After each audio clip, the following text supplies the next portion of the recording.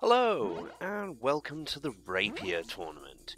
We're going to be playing through this in the AG systems, and this is just the highlights. If you want the uncut and winning races, go for the link in the description. Unfortunately, Biscuit cannot be with us.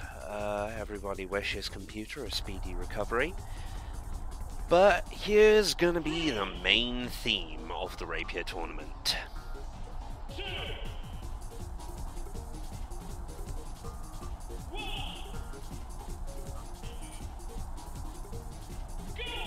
Completely failing to boost start. Oh well, at least we get some physics shenanigans. And proof that the AI will actually continue to cock block you and attack you wherever it can. You'd think that would be the end of it, but no. Get in front of this guy, we get a little further, and then bastard missiles us, and we didn't even manage to get any retribution. No effective retribution anyway.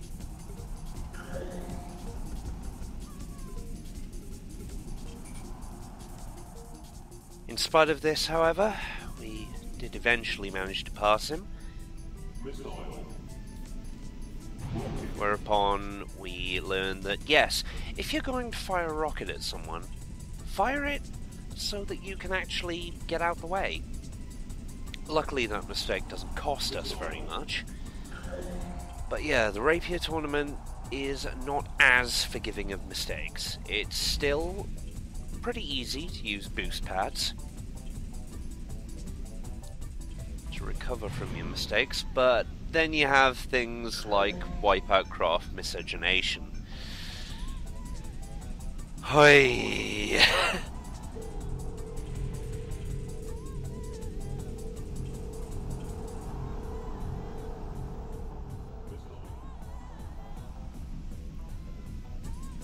As mentioned, we do actually get first place in spite of these problems for the first race, and we get to see the scoring system. By the way, John Decker looks terrifying, but is boring. So yeah, 9 points for first, 7 points for second, and 5 points for third. Anything below that you don't need to worry about, because you will lose one of your 3 continues per race if you don't get third or above. If you do get third or better, you get stuck with it.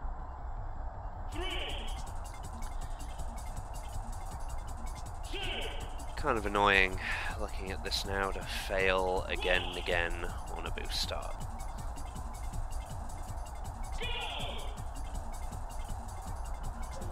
Mostly my fault though. On the one hand, that is a sweet use of turbo, but on the other, cornering failure.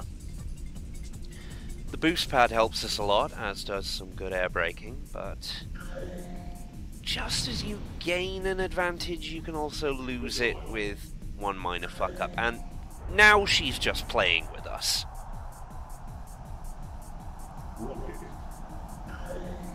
You heard it here, folks. Ariel Tetsuo is a sadist. At least in my game she is.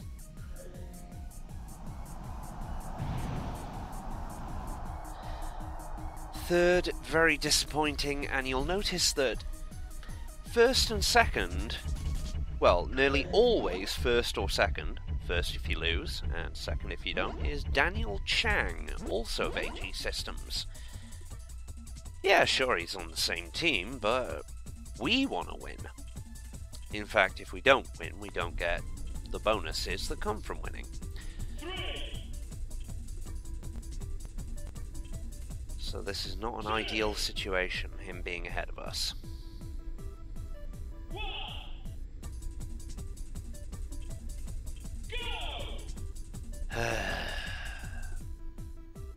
Doesn't happen every race, but nigh on.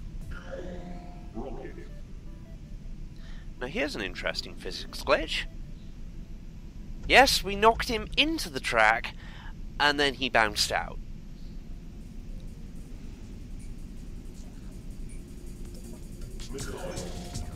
That's the only time I've ever seen that. That's not the only time I've ever seen that, though. If you've got a slope and you're flying upwards, you can actually go over races. Not guaranteed, but it can be damn useful. And it helps get us first. Much needed. Because we are now neck and neck with our co-pilot. Our second pilot, no less, is kicking our arse. Rapier mode isn't nice. Maybe we can change things up in Corridera.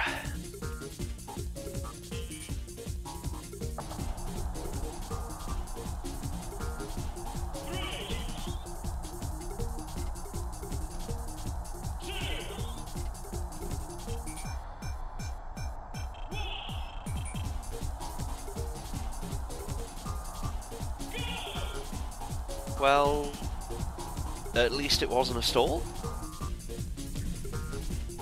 Unfortunately, this race has a lot of difficulties. I'm showing the best and the worst here. For example, boost pads. They're damn useful if you hit a wall just before one. You get right back up to full speed, and trust me, you can abuse the hell out of this. I speak from experience. Also, a very rare aerial collision. I'm kind of glad I got that. It may have cost me a bit of positioning, but hey, you can always get it back with a well-placed turbo. Or not. But that little jousting match actually helped us.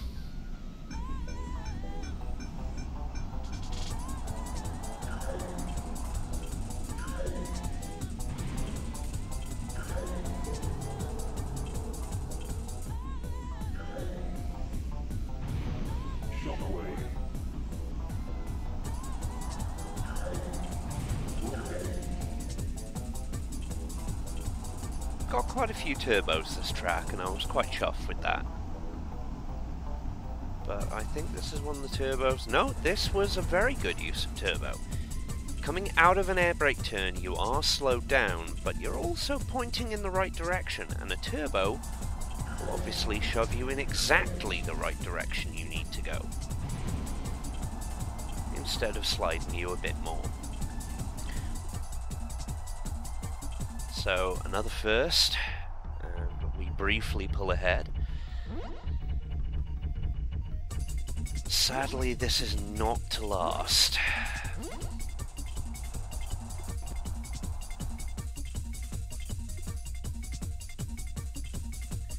Arados 4 has always been a pretty mean track with its pitch control, and due to the AI, it is equally mean this time.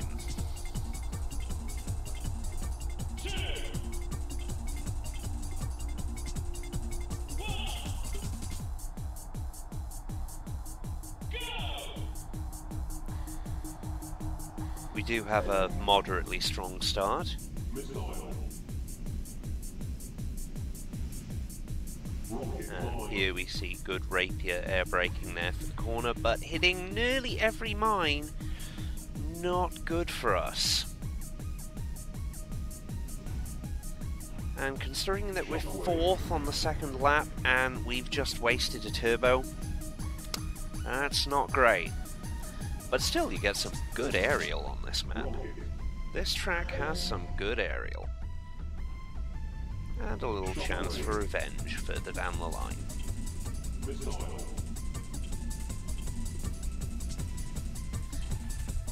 That's if I don't crash into a wall and hit the air brake wrong at the same time, then get attacked by the AI.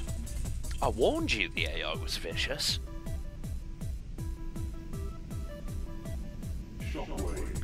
This jockeying with position seriously cost me, but here... Ah, that was a sweet noise.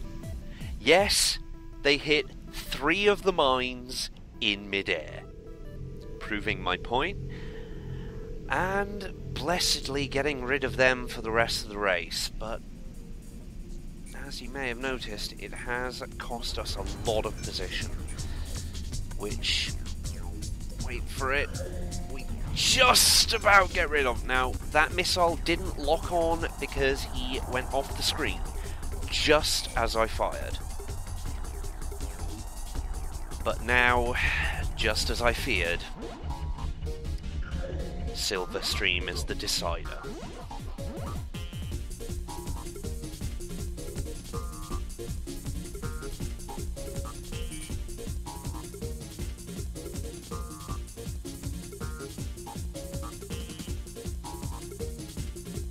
So, let's get ready for the failure reel, because Silverstream really is abandon all hope, ye who enter here.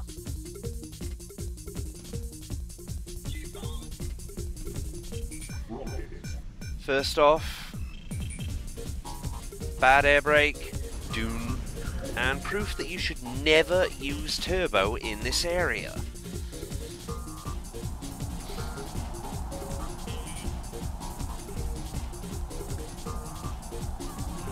Also proof that the boost pads are sadistic as hell. And I didn't see another guy for the rest of the race, and this is what happens when you screw up Rapier.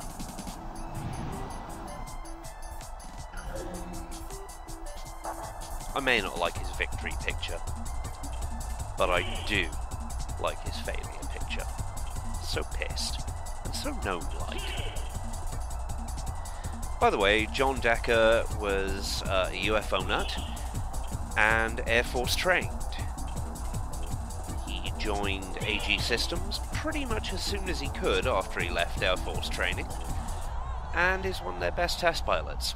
He's American, and because that's pretty much all his background, he's also boring. And look at that track avoidance. On Rapier and on Silverstream, you have a lot of chances to just skip bits of track.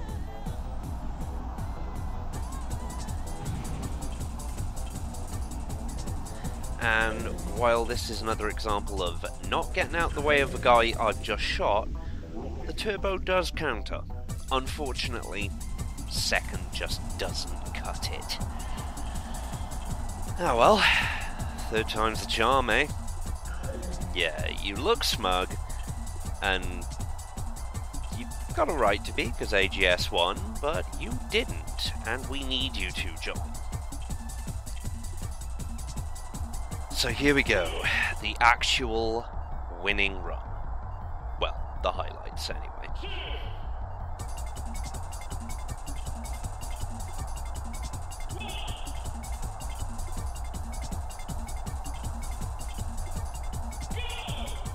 A good omen, we don't stall.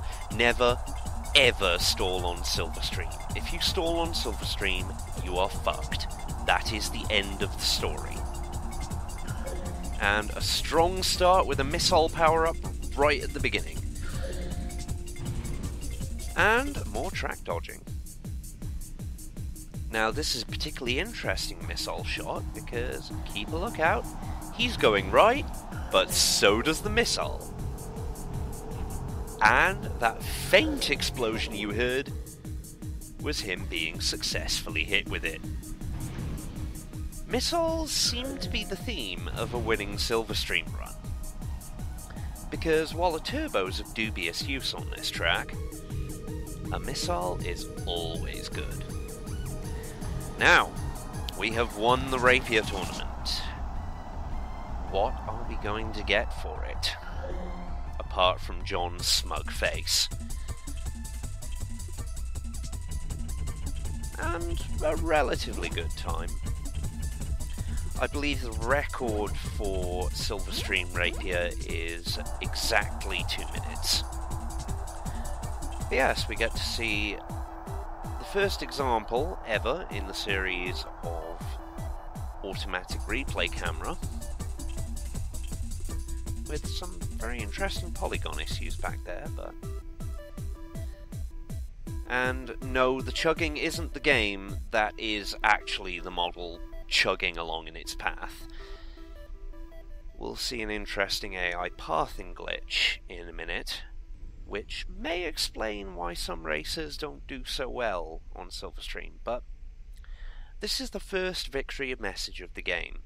The second one simply tells you, well done, you've beaten every challenge. And that's for winning the complete Rapier Championship, which includes the bonus track, which I'm going to be showing off next video. This has been Jamie the D. See you next time for Firestar. There's the AI glitch.